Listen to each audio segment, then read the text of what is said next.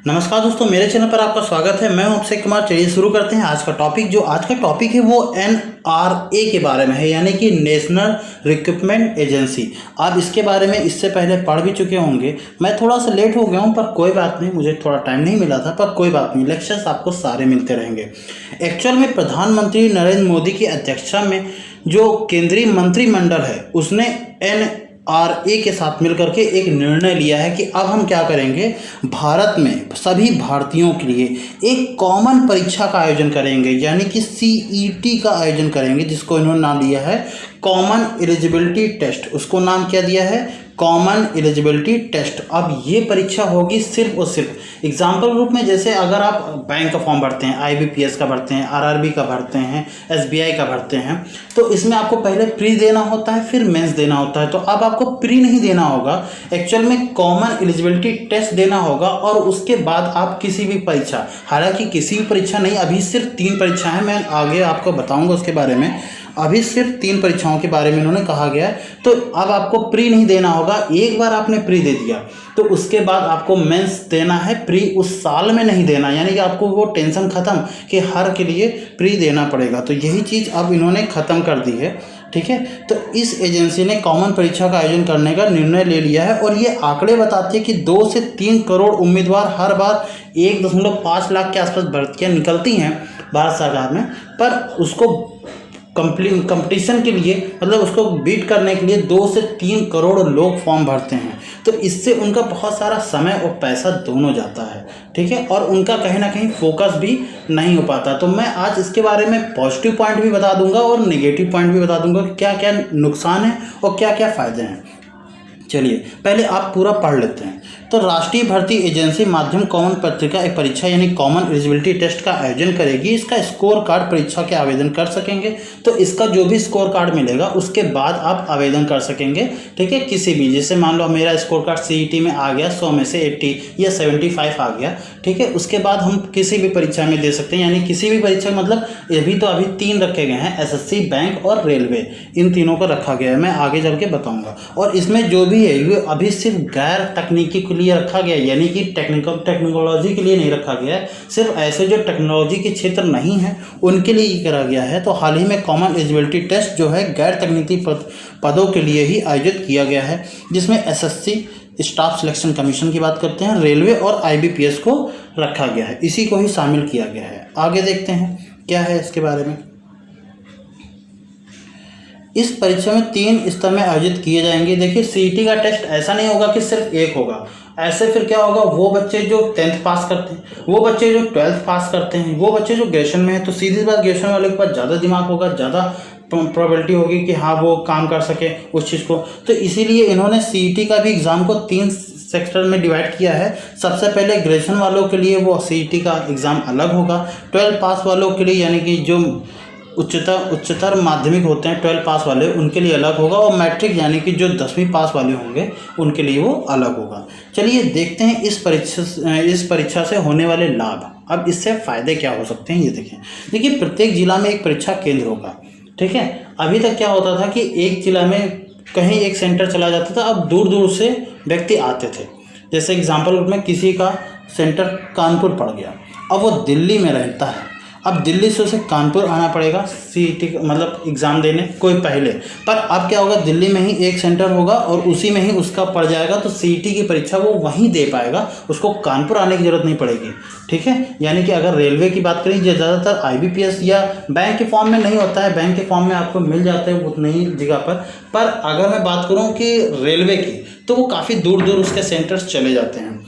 अब इसके बाद देखते हैं इसका सीधा लाभ जो होता है गरीब विद्यार्थियों को होगा। अब ये कैसे होगा इसके लिए भी मैं बताता हूँ। एक्चुअल में जैसे मान लीजिए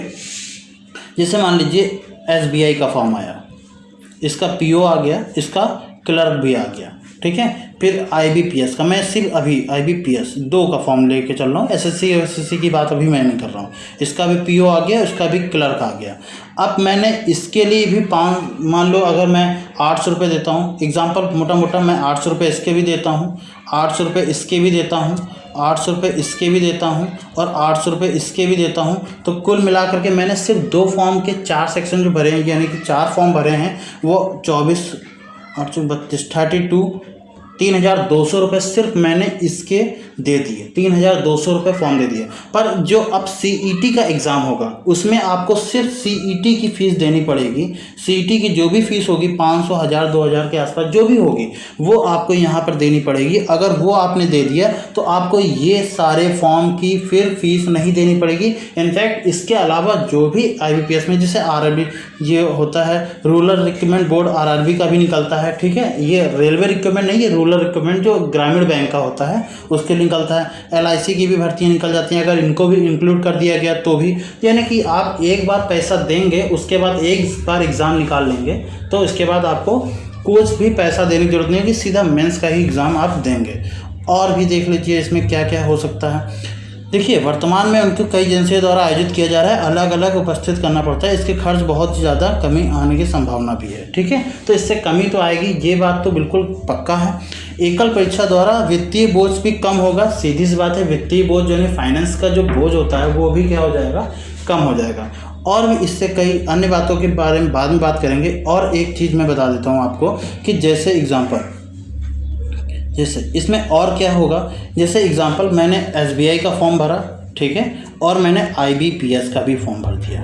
अब मैंने मान लिया SBI का मान लो PO का फॉर्म भर दिया और क्लर्क का फॉर्म भर दिया। IBPS में मैंने PO का फॉर्म भरा, क्लर्क का नहीं भरा, ठीक है। मैंने 3 परीक्षाओं को इसमें फॉर्म भरा। अब मेरा तीनों निकल गया, ये तीनों फॉर्म मेरे डन हो गए। तो अब एक चीज़ बताइए, मेरा प्री तीनों निकल गया है, यहाँ पर भी प्री निकल गया, यहाँ पर भी प्री निकल गया, यहाँ पर भी प्री निकल गया, पर मैं किसी ना किसी एक ही को तो जॉब करूँगा। अगर मेरा मेंस किसी एक का निकला, मान लो प्री भी निकल गया और मेंस भी तीनों का निकल गया, तो मैं किसी एक का करूँगा। या मेंस भी निकल गया अगर किसी का, तो मैंने एक का मेंस निकला, मेंस की बात बाद में करते हैं। प्री मान लो निकल गया तो मैंने 2 के तो सेक्शन की जगह ले ली। यानी कि ये 2 बंदे जो यहाँ पर जिनका सिलेक्शन नहीं हो सकता था, अगर मैंने सिर्फ इसका भरा होता तो इसकी जगह इसको मिल सकती थी, पर मैंने क्योंकि इसमें तीनों में भरे थे और तीनों मेरा निकला है, तो इससे वो बंदे पीछे रह जाते हैं। यानी वो छात्र पीछे रह जाते हैं जिनकी पॉसिबिलिटी थोड़ी सी कम होती है, यानी उनकी मेहनत हल्की सी कम होती है, और उनको कोई तीसरा वो बंदा पिछाड़ देता है जिसके लगभग सारे फॉर्म निकल रहे हैं। यानी कि अब उसको चांस सारे में मिल रहा है और एक उसकी वजह से कई बच्चों का चांस मिल ही नहीं रहा है। अब ऐसे में क्या होगा, कॉमन एलिजिबिलिटी टेस्ट, ये फ़ायदेमंद है, ये चीज़ फ़ायदेमंद है। कॉमन एलिजिबिलिटी टेस्ट क्या होगा, आप सिर्फ इसको देंगे, आप इसको देंगे तो आपका ये पार हो गया। अब आपकी इसकी वैलिडिटी जो रहेगी वो 3 साल तक रहेगी, 3 साल तक। यानी अगर मान लो 2020 में आपने इसको CET का फॉर्म भर दिया, मतलब 2020 में तो चालू नहीं होगा, 2021 में होगा, आपने CET निकाल दिया, मैंने मान लो निकाल दिया।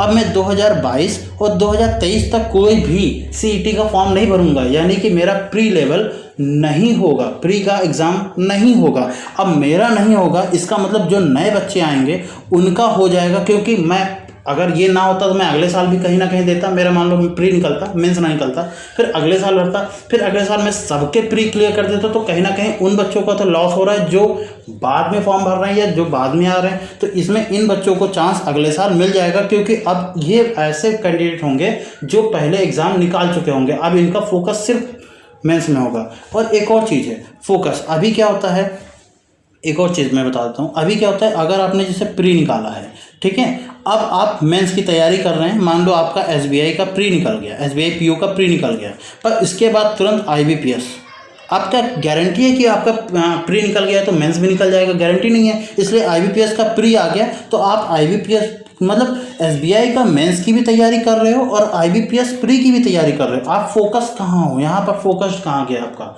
नहीं, क्योंकि आपको पता है मेंस की भी तैयारी करना है, आपको पता है प्री की भी थोड़ी बहुत तैयारी करते रहना है। तो इससे क्या होगा, लोगों का यानी विद्यार्थियों का फोकस बढ़ेगा कि हाँ वो प्री की तैयारी भी कर सकेंगे और मेंस की भी तैयारी कर सकेंगे। ठीक है, एक बार प्री की तैयारी करेंगे, फोकस रहेगा सिर्फ प्री पर, मेंस को छोड़ दो। और जब प्री निकल गया तो अगले 3 साल तक कोई प्री नहीं देना है मुझे, तो इसलिए अब मेरा फोकस सिर्फ मेंस पर रहेगा, तो मैं ज़्यादा अच्छे से बीट कर पाऊंगा। इस तरीके से कुछ लाभ मिल सकते हैं।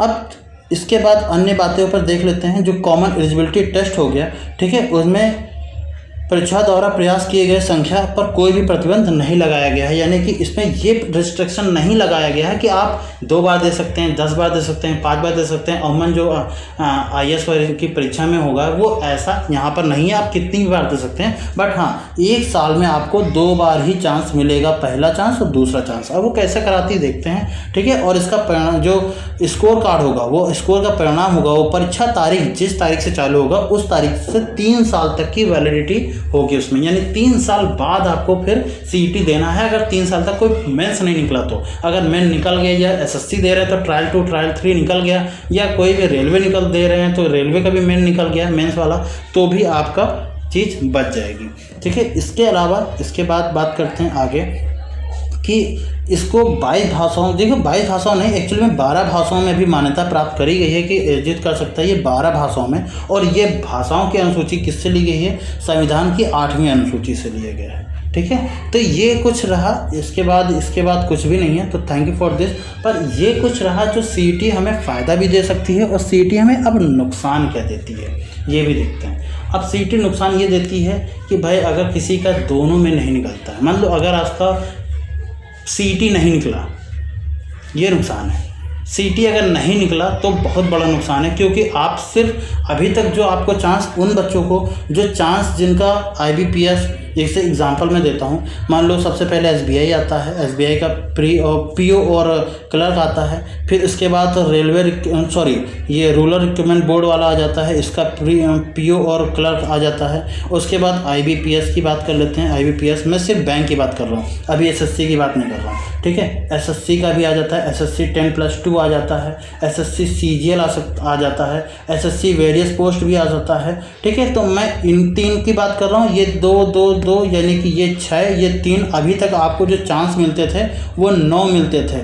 आप साल में कोई बात नहीं, आपका IBPS नहीं निकला, आपका SBI नहीं निकला, कोई बात नहीं, PO नहीं निकला, मेंस पर करिए, उस पर क्लर्क पर करिए, क्लर्क नहीं निकला कोई बात नहीं, ग्रामीण बैंक पर देख लीजिए, ग्रामीण नहीं कोई भी IBPS तो है ही, उस पर देख लीजिए, क्लर्क उसके भी SSC वगैरह के भी भरते रहिए। तो कहीं ना कहीं इस तरीके से आप फोकस भी नहीं होते हो, हालांकि इसमें फोकस्ड भी नहीं हो आप, पर आपको चांस तो मिल रहे हैं ना कहीं ना कहीं कि हाँ 1-2 नंबर किसी को चूका तो ठीक है, वो SBI में मान लो 1 नंबर से चूक जाता है, अब वो IBPS के लिए इतनी तैयारी कर लेगा कि हाँ वो कर सकता है। पर अगर आपको अब क्या होगा, CET में 2 चांस ही मिलेंगे। अगर ये 2 चांस चूक गए, यानी अगर आपका पहला चांस चूक गया तो दूसरा ही फाइनल है, वरना आपका साल बेकार, यानी 2 साल में आप कोई भी 2 बार ही दे सकते हैं, फिर 1 साल में आप कोई भी एग्ज़ाम दे नहीं पाएंगे। तो ये कहीं ना कहीं इशू बनेगा। अब एक और चीज़ है कि क्या कंपनियां इसके लिए मानेंगी, देखते हैं इसके बारे में क्या होता है। फिलहाल आज के लेक्चर्स में इतना ही। थैंक यू वेरी मच, जय हिंद। इसको सपोर्ट जरूर कीजिएगा। और CET अच्छा भी है और कई हद तक उन स्टूडेंट के लिए बुरा है जो तैयारी कर रहे हैं और तैयारी करते करते काफ़ी, एक और मैं चीज़ बताता हूँ, मान लीजिए आप 2 साल तैयारी कर रहे हैं, 3 साल तैयारी कर रहे हैं, ठीक है, 2 साल 3 साल में अब आपका अभी तक एग्ज़ाम निकला नहीं, पर आपका एग्ज़ाम अब निकलने वाला है। आपके ST में बहुत अच्छे नंबर आ रहे हैं, आपका सबसे बढ़िया सिलेक्शन हो रहा है, मतलब आप अच्छे खासे स्कोर कार्ड ला रहे हैं ST में, और कोई भी ST दे रहे हैं तो उसका स्कोर कार्ड आ रहा है। मान लीजिए आपका निकलने वाला है, ठीक है। अब CET एग्ज़ाम आ गया, अब आप यहाँ पर क्या हो गए, 0 हो गए। क्यों? क्योंकि कॉमन एलिजिबिलिटी टेस्ट तो एक ही चीज़ देगा, इसका सिलेबस अभी तक तो आया नहीं, डिफाइन नहीं किया गया है। बस सिलेबस क्या हो सकता है, कुछ भी हो सकता है। मान लीजिए कोई अगर बच्चा बैंक का है, उससे स्टैटिक्स पूछ ली जाए तो वो ढक्कन हो जाएगा। कोई बच्चा SSC पढ़ता है, उससे फाइनेंस के बारे में पूछ लिया जाए, फाइनेंशियल अवेयरनेस पूछ ली जाए, बैंकिंग अवेयरनेस पूछ ली जाए तो फिर वो ढक्कन हो जाएगा। तो कहीं ना कहीं, और कोई रेलवे रिक्रूटमेंट बोर्ड का है, इससे GK पूछ ली जाए तो ठीक है, करंट अफेयर में थोड़ा सा चला जाएगा। और SSC आप समझते हैं, SSC जो है वो बैंक जो है, भले ही इनका सिलेबस मतलब इनके में काफ़ी ज़्यादा अंतर है, ये बहुत ज़्यादा टफ। अगर आप बैंक का PO का पेपर सॉल्व करते हैं, SSC का कोई भी सॉल्व करते हैं, दोनों में डिफरेंस आएगा, ठीक है। तो ये अपना लेवल एक बेहतर बना चुकी है, और इस लेवल पर आकर के इस बच्चे को यहाँ पर अगर SSC का फॉर्म भरना चाहे, उसको GK पढ़नी पड़े। वो बच्चे जो GK से भागते हैं, वो सोचते हैं कि नहीं हमें GK नहीं पढ़नी है ताकि हम बैंक की तैयारी करें, ठीक है। तो ऐसे बच्चों को क्या होगा, फिर कहीं ना कहीं ये चीज़ें अब आगे चल के दिक्कत देंगी। तो हालांकि इसके लिए कोई पर्टिकुलर सेक्शन भी होगा कि देखते हैं कि सरकार क्या करती है। हो सकता है आपके में सीईटी हो और आपके पास चूज़ ऑप्शन भी दे कि हाँ आप कौन कौन से सब्जेक्ट के लिए सीईटी देना चाहते हैं। इसके लिए सरकार क्या करती है इसके बारे में देखते हैं। फिलहाल आज की वीडियो में इतना ही। Thank you very much. Video अच्छा लगा हो तो लाइक कीजिएगा, चैनल पर नया आए तो सब्सक्राइब कीजिएगा और बेल आइकन को प्रेस कर दीजिएगा ताकि आपको मेरी हर एक वीडियो की नोटिफिकेशन मिलती रहे और ऐसे ही जानकारी आपको मिलती रहे। Thank you very much. जय हिंद, जय भारत।